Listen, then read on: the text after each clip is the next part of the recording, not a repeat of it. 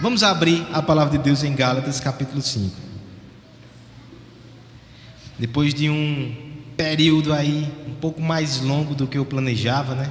Tivemos as férias em janeiro, depois alguns dias de quarentena. Estamos de volta. Estamos de volta a Gálatas também.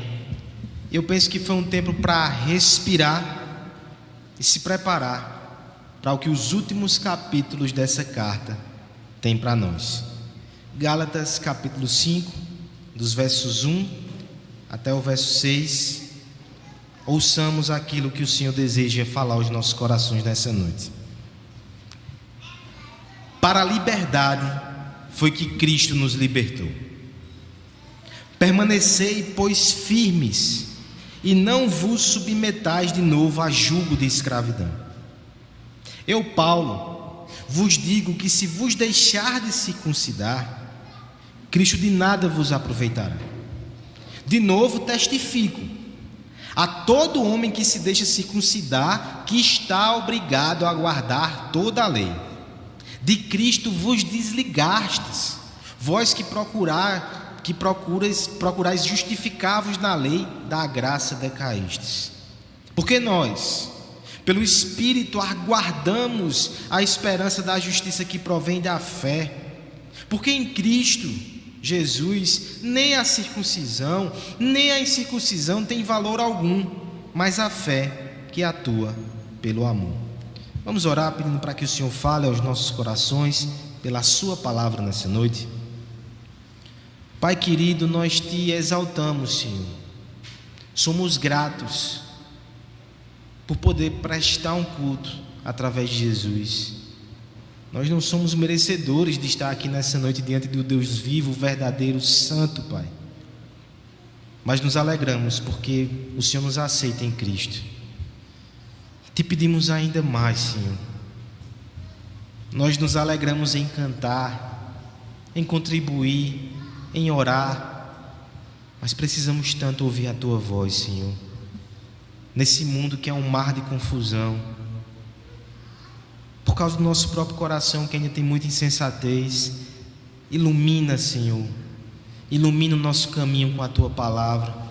Fala-nos por Teu Espírito nessa noite, por graça e por misericórdia, no nome de Jesus, amém.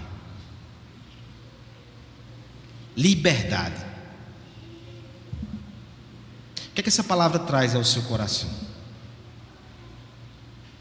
No geral, liberdade é algo que se anseia.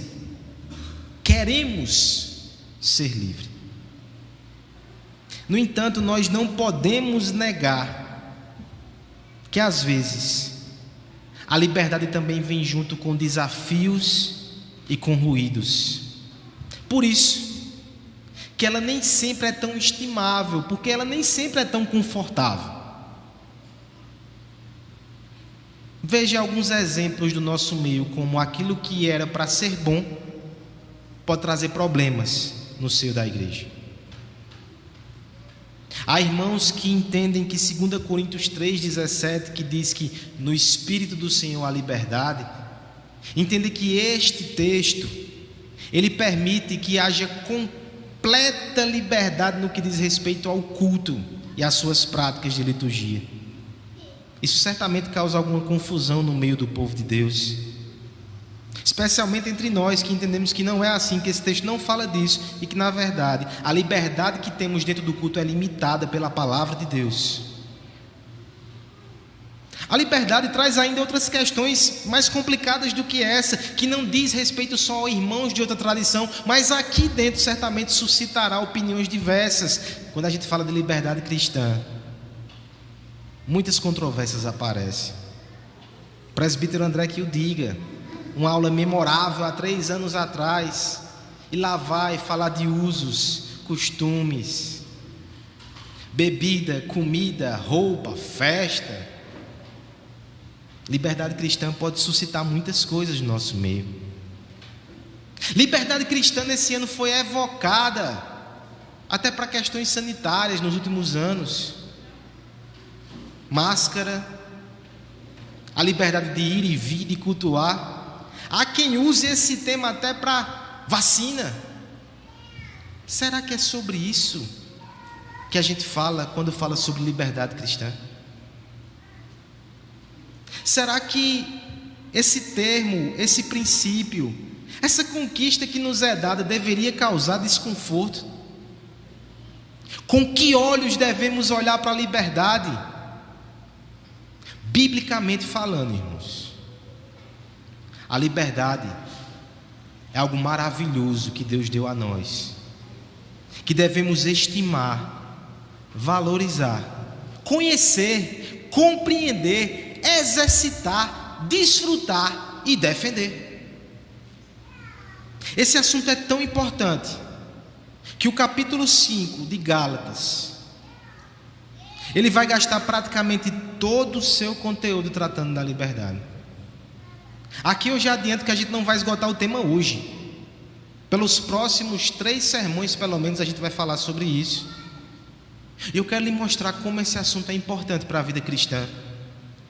Lembre da estrutura rapidamente de Gálatas. Capítulo 1 e 2, a parte biográfica, Paulo fala sobre a sua história, para começar a defender a justificação pela fé e o Evangelho. Capítulos 3 e 4, o núcleo da carta, a parte mais robusta, doutrinária e teológica. Aqui a gente falou de Abraão, a gente falou de Moisés e a lei, a gente falou dos pactos. Foi assim que terminamos o último sermão em dezembro. Agora, nos capítulos 5 e 6, chegamos na parte mais prática. Como é que o Evangelho defendido afeta a vida dos crentes?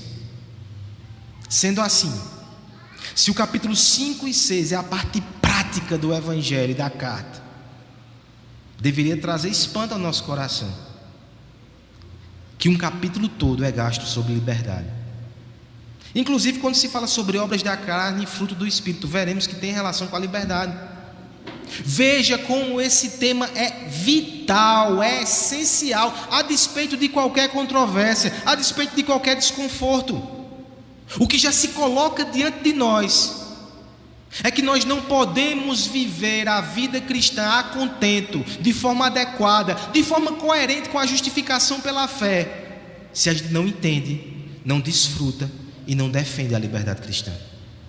Liberdade não é opcional, nem é um apêndice. Liberdade não é algo que só pertence aos crentes fortes da igreja. A liberdade pertence a todos que foram salvos pela obra de Cristo. O Evangelho produz liberdade. Nós precisamos entender melhor o que isso significa. Nós precisamos desfrutar disso para a glória de Deus, para honrar o nosso Salvador. Veremos nessa noite então como devemos enxergar essa liberdade. Essa é a primeira abordagem, é a primeira verdade do texto. No versículo 1 nós veremos que a liberdade cristã é uma dádiva.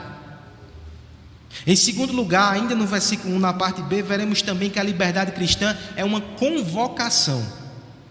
Em terceiro lugar, nos versos 3 e 4, veremos que a liberdade cristã é um alerta. E por fim, versos 5 e 6, nós veremos que a liberdade cristã é um alento. Dádiva, convocação, alerta e alento. É isso que é a liberdade que vem do Evangelho. Vejamos cada uma dessas verdades para o bem da nossa alma, para nosso fortalecimento em Jesus. Vamos ler todos o verso primeiro. Vamos ver nesse texto como a liberdade cristã é uma dádiva para nós. Peço a ajuda da igreja com o verso primeiro. Para a liberdade,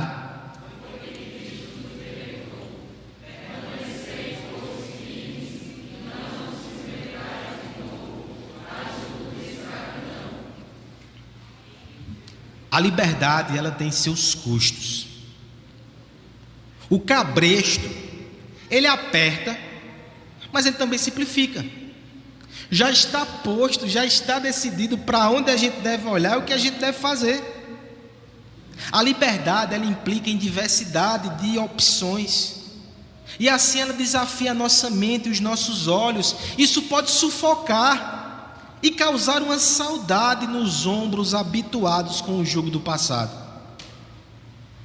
A liberdade tem seus custos.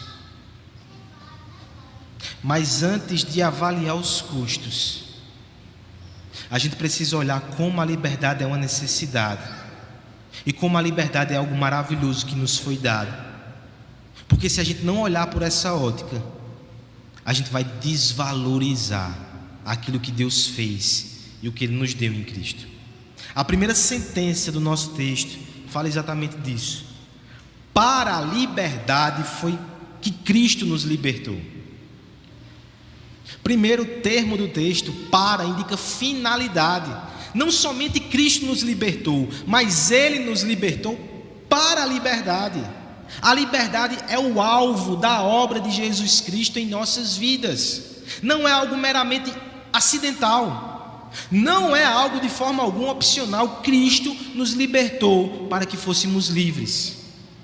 O que é que isso significa para você, querido irmão?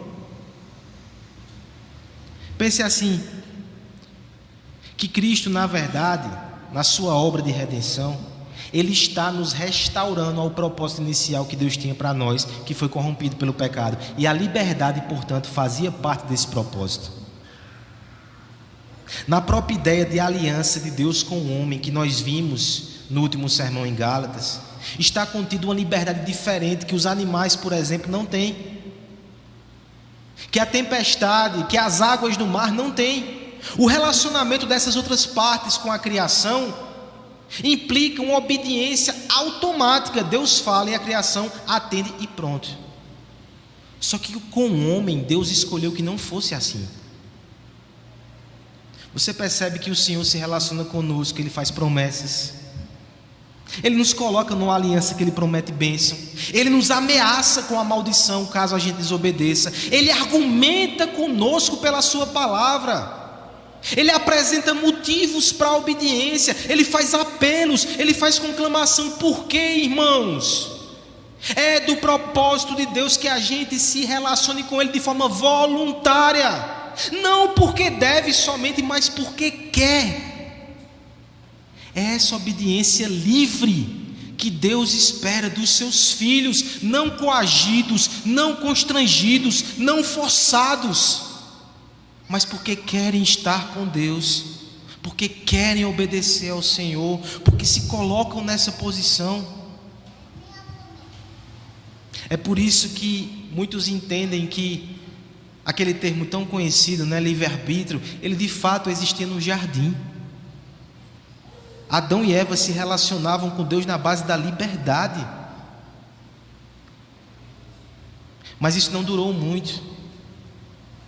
Não sei se você sabia, mas nós estragamos esse livre-arbítrio quando a gente ouviu a voz da serpente.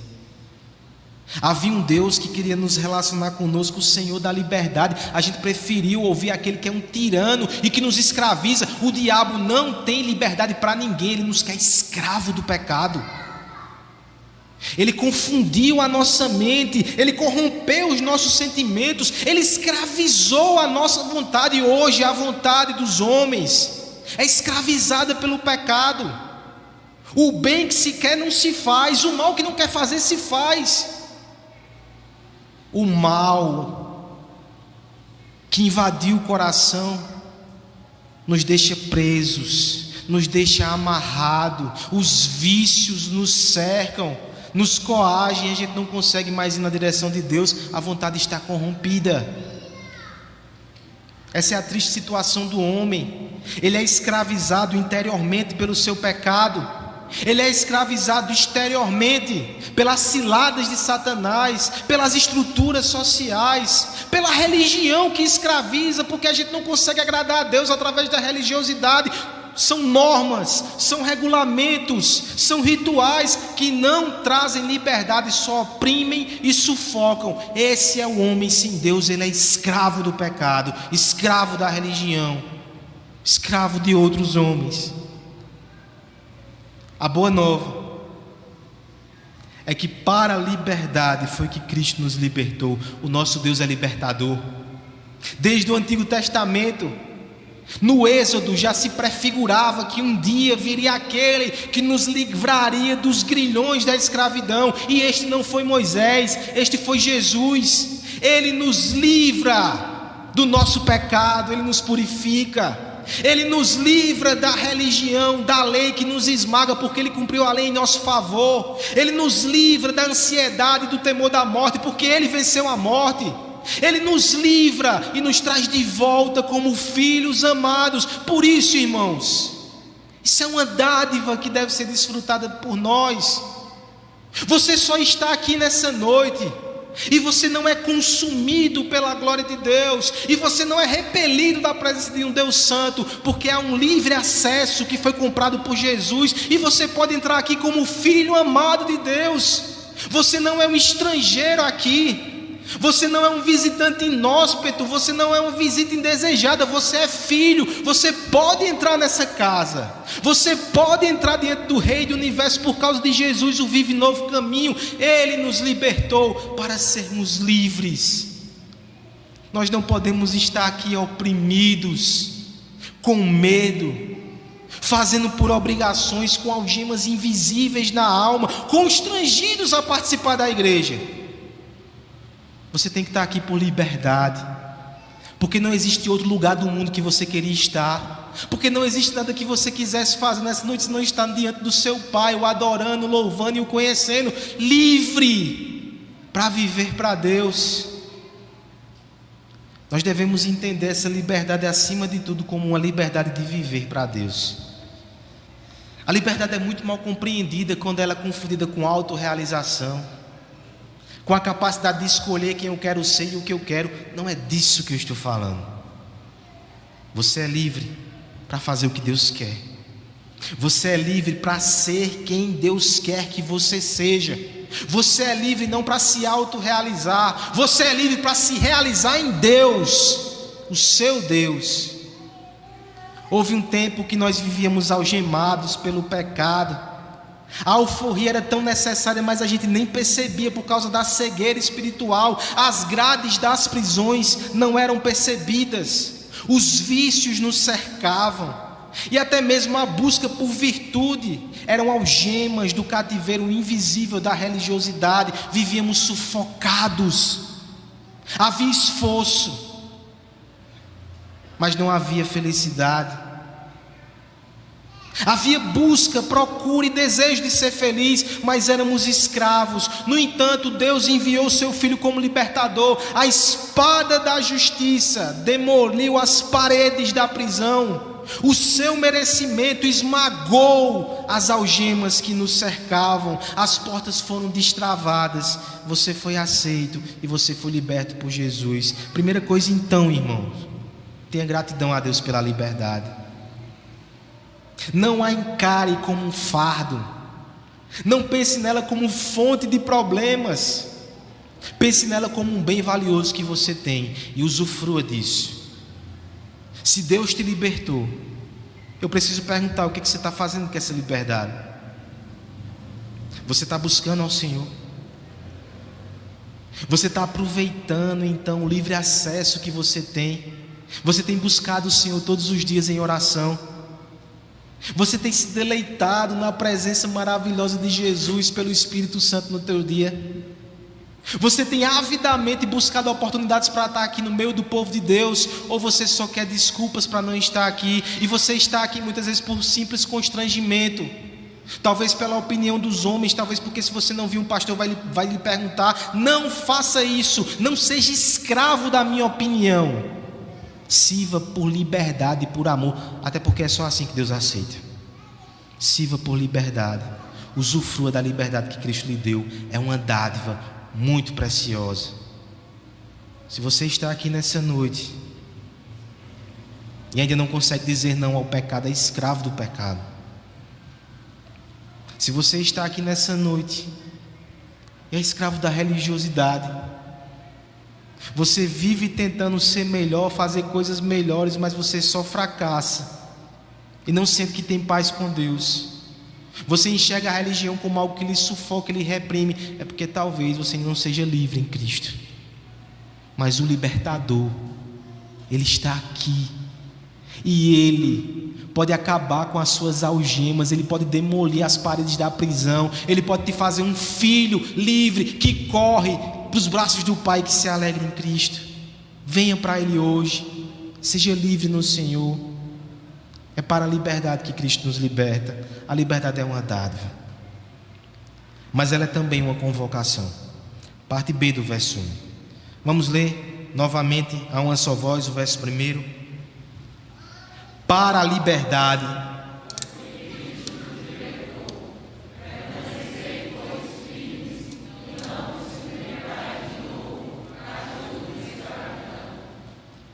qual é o ônus da liberdade?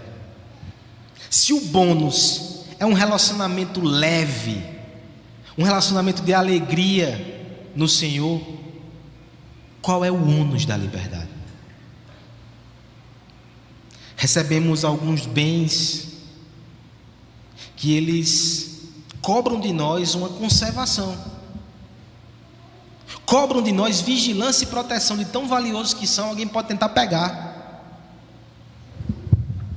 A liberdade é um bem muito valioso e ela exige de nós conservação, ela exige de nós proteção e vigilância. Na verdade, somos até convocados para uma guerra espiritual para proteger a liberdade. Somos convocados.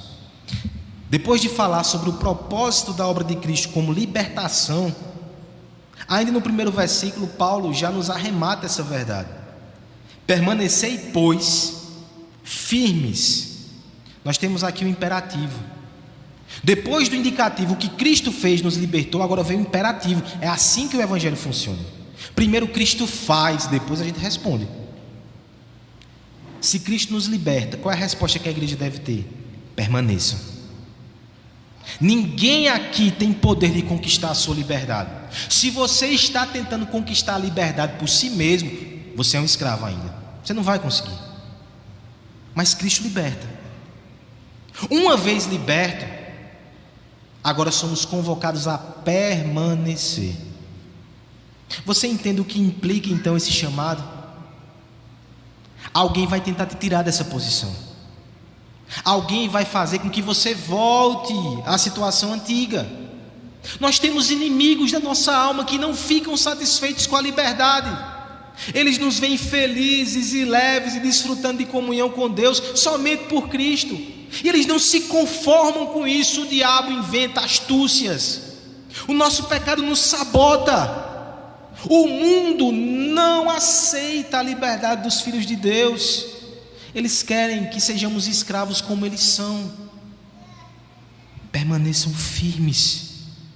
Permaneçam firmes. E o texto vai dizer: não vos submetais de novo a jugo de escravidão.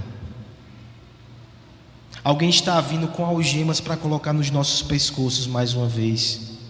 E Paulo vai dizer: não permita que isso aconteça. Essa é a sua tarefa, essa é a sua missão. Proteja a liberdade que Cristo lhe deu. Não aceite que ninguém roube a sua liberdade, até porque ela não lhe pertence, ela pertence a Cristo. Nós cremos, irmãos, que o crente verdadeiro em Jesus, ele não vai perder a sua salvação. Nossa salvação está segura, a obra de Cristo é irrevogável. Mas tem coisas que a gente pode perder. Davi, por exemplo, no Salmo 51, ele vai dizer que ele perdeu a alegria da salvação por causa de pecados não confessados. É possível que você seja crente em Jesus Cristo, mas esteja extremamente triste, achando que nem é filho de Deus mais por causa de pecados não confessados. A gente pode perder a alegria da salvação. É possível, o texto nos mostra aqui, que a gente também perca a liberdade que Cristo nos conquistou quando a gente se permite ser escravos de novo. Lembra do texto que o presbítero Maicon falou? Não sejam escravos de homens. A gente pode fazer isso. É loucura, mas a gente faz. Uma coisa é servir a Cristo, que é um Deus bom. Ele não exige coisas que vão nos fazer mal. Ele nos perdoa quando nós erramos. Ele é um Deus bom, é um Senhor bom. Os homens não são bons senhores. Os homens são implacáveis, não toleram erros.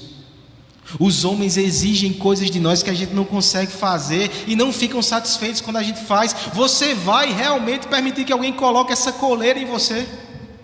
Viver para a opinião de outros, viver se submetendo a outros. Viver mais uma vez com medo de não ser aceito por Deus. Aí de repente você está na igreja e você transforma a religião verdadeira, que é comunhão com Deus através de Cristo, mais uma vez em uma prisão. Porque você começa a colocar regulamentos e rituais, e entende que se você não fizer dessa forma, não cultuar dessa forma, não obedecer, não se portar assim, você não está mais sendo aceito por Deus. Você se escravizou de novo, você deixou o evangelho, você deixou que alguém amarrasse mais uma vez uma corda em volta do seu pescoço. Nós somos chamados nessa noite, irmãos, a resistir. Nós somos chamados aqui a batalhar. Eu quero que você pense nesse momento: o que é que tem tirado a leveza dos teus pés? O que é que tem feito a tua vida e a tua religião ficar pesada?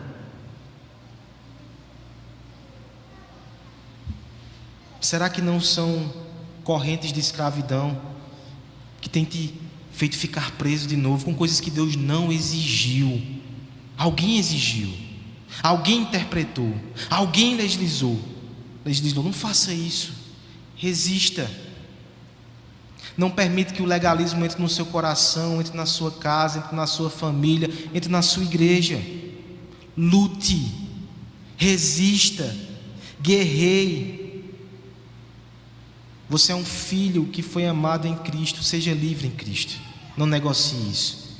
Você não tem o direito de negociar essa liberdade. Ela foi comprada por um valor muito alto. A liberdade cristã, ela é uma dádiva. Ela é uma convocação para uma batalha. Mas ela é também um alerta, irmãos. Chegamos aqui numa parte bem pesada do texto. Versos 2 e verso 3, eu peço a ajuda da igreja na leitura. Eu, Paulo,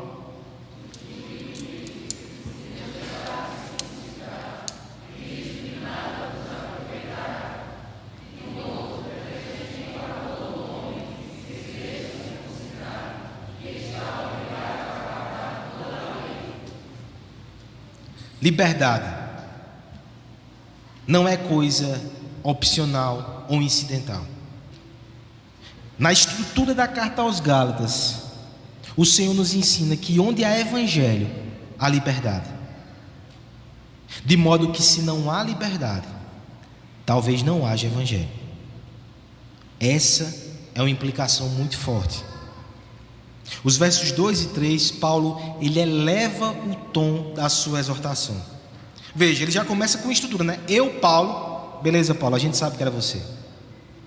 Quando ele faz isso, é porque ele está evocando a autoridade apostólica, porque ele vai dizer, ou seja, não é coisa simples, é coisa forte. Prepare-se. Eu, Paulo, vos digo, se vos deixarem circuncidar, e você lembra qual era a polêmica da igreja de Gálatas? Pode ser que na sua vida seja outra. Ali era a circuncisão. Era dito que quem não se circuncida não está em comunhão com Deus. Não basta só crer em Cristo, tem que crer em Cristo e se circuncidar, guardar a lei. Paulo está dizendo, pois bem, olha o que eu vou dizer agora.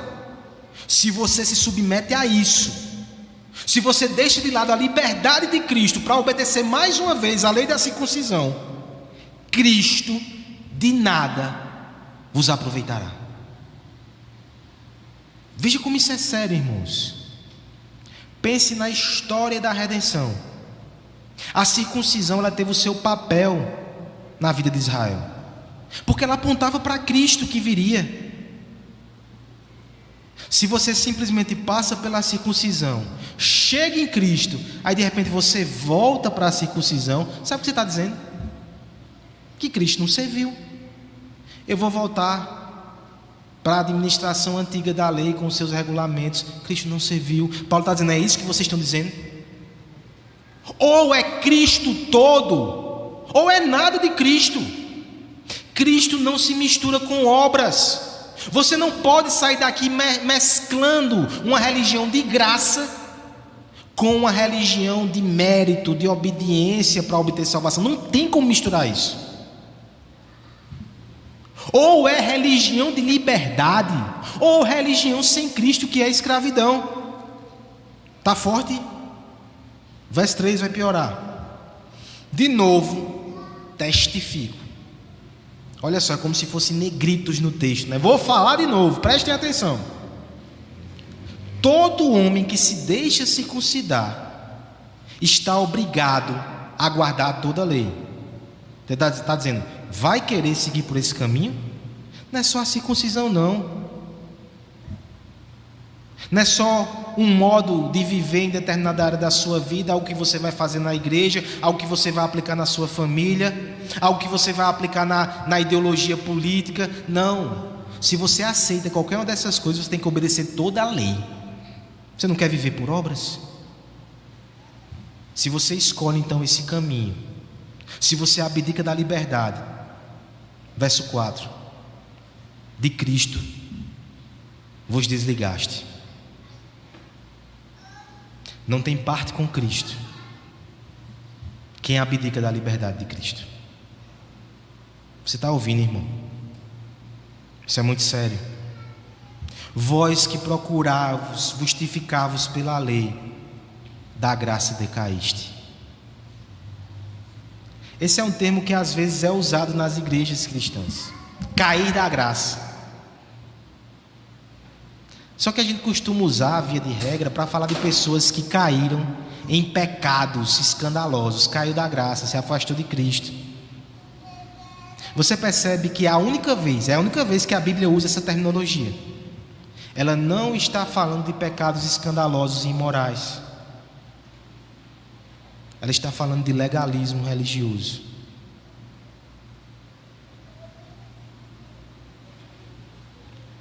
A implicação desse texto é muito séria.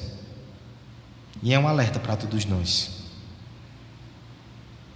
Você pode estar aqui pensando que é um cristão, mas se o seu coração está dominado pelo legalismo, e um termômetro é que você não aceita a liberdade cristã. Tudo é regra, tudo é regulamento que os homens fazem, tudo é merecimento. Se você pensa assim, você pode estar desligado de Cristo sem perceber. Você pode estar longe da religião da graça. E se brincar, você vai estar apontando para alguém lá fora que caiu em pecado, dizendo que ele caiu da graça. E é você que está longe da graça de Cristo.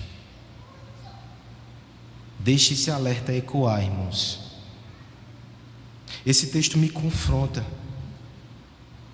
porque muitas vezes a gente tolera legalismo em nosso meio, até em nosso coração. Mas quando a gente entende ele pela ótica da doutrina de Paulo aqui, a gente vê que é um veneno pernicioso. Por isso que a liberdade cristã é um alerta. Se você é intolerante com os outros e você não tolera liberdade dentro do corpo de Cristo, se você não tolera para ninguém, nem para você, nem para os outros, se você ainda vive sufocado pelo legalismo, cuidado com a sua alma. Talvez você precise se converter hoje. Isso é um alerta. A liberdade cristã é um termômetro para a alma também. Veja que coisa séria. A liberdade é uma dádiva. A liberdade é uma convocação. A liberdade é um alerta. A liberdade também é um alento. Vamos terminar em tons mais amenos e mais belos. Verso 5 e verso 6. Peço a ajuda da igreja nessa leitura. Porque nós...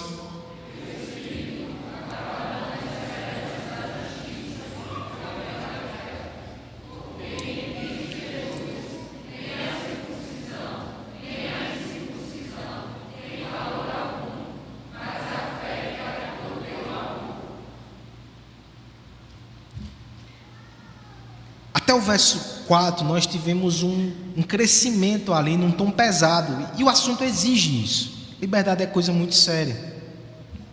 Mas eu louvo a Deus porque não é com esse tom que termina o nosso texto, porque liberdade também é coisa muito linda, especialmente a liberdade que vem de Cristo, que vem do céu, que vem do Evangelho. ela deve causar admiração em nós. Paulo vai desviar agora a sua atenção não para os erros, não para aqueles que estão na igreja e decaíram da graça. Ele vai falar dos crentes verdadeiros que não decaem da graça. Ele vai falar sobre aquilo que o Espírito está fazendo na vida dos cristãos. E eu quero que você perceba como a liberdade é linda e como ela é um alento para os olhos e para a nossa alma.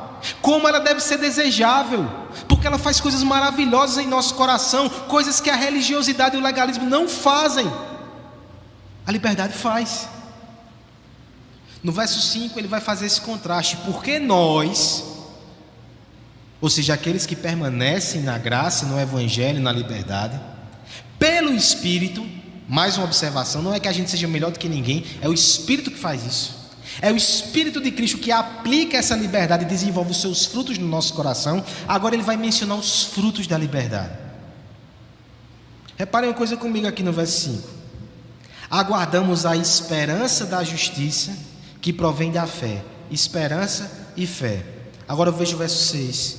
Porque em Cristo Jesus nem a circuncisão nem a incircuncisão tem valor algum, mas a fé que atua pelo amor.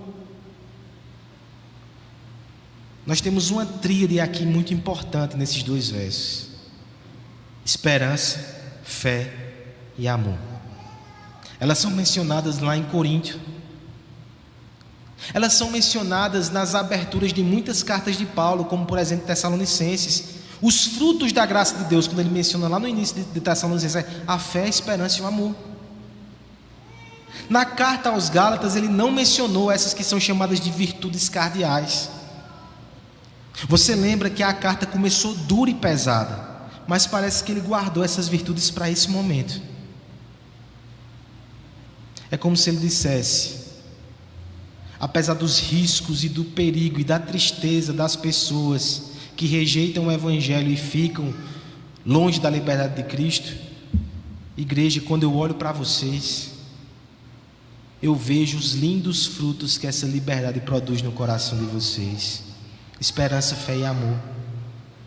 Esperança, verso 5.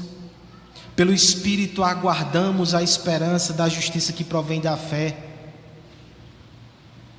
O coração escravo, ele não tem esperança, ele tem medo. Ele teme a rejeição, ele teme o fracasso, ele é angustiado e ansioso por mais que faça. A liberdade não, ela é esperançosa, porque ela não espera mais em si, ela espera em Cristo. Ela está livre das pressões e dos temores e dos medos.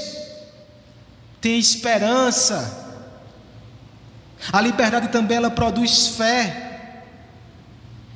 O verso 5 fala sobre fé no final, a esperança da justiça que provém da fé. E no verso 6 a fé volta mais uma vez. Paulo diz: porque em Cristo Jesus nem circuncisão e circuncisão tem valor nenhum, o que importa é a fé que opera em amor. Olha a fé, duas vezes aparecendo aqui.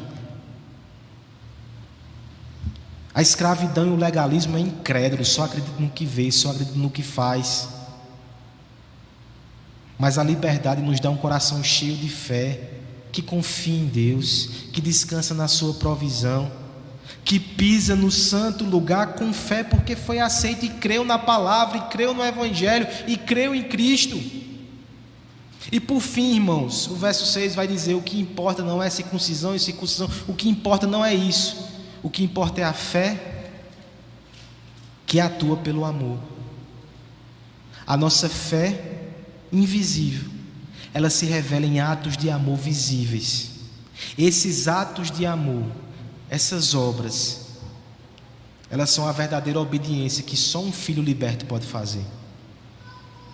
Essa não é a obra de quem age por medo, por pressão ou por desejo de conquistar a salvação. Essa não é a obra daqueles que são atemorizados e que fazem as coisas para Deus por constrangimento. Essa obra aqui é o amor sincero daquele que já foi aceito, já foi amado, já foi recebido e agora quer ser santo, quer fazer coisas para Deus simplesmente porque ama a Deus. Esse é o fim para o qual fomos criados, é para a liberdade que Deus nos libertou. Esse amor genuíno, essas obras genuínas, essa santidade genuína, esse serviço genuíno só existe onde há liberdade. Porque se você faz para agradar os outros, se você faz por temor ou por constrangimento, se você faz por medo do inferno, você não faz para a glória de Deus, você não faz por amor, você não é livre. Isso não é virtude de verdade. A religiosidade não produz esperança, não produz fé, não produz amor. Só o Evangelho, só na liberdade de Cristo é que a gente pode colher isso de verdade. Você quer essas virtudes? Você deseja almejar isso? É isso que você quer para os seus filhos? Jovens que têm esperança no Senhor. Você quer ser um homem, uma mulher de fé? Nós queremos aqui irmãos cheios de amor, que servem, que se doam, que se esforçam. A gente não vai conseguir isso na coação, no terror, na ameaça, na religiosidade, no legalismo. A gente só consegue isso com o Evangelho, porque Deus só aceita o serviço, o amor, a fé livre. Livre. De quem não faz porque precisa, de quem não faz porque tem medo, de quem faz por quem ama. Nós precisamos, portanto, para ter essas virtudes, receber a liberdade e desfrutar a liberdade do Evangelho. Ela é linda, ela vem de Cristo, ela glorifica a Deus. Nós precisamos dela. Terminamos esse sermão. Eu lhe convido a livremente vir até Cristo, receber graça da sua parte.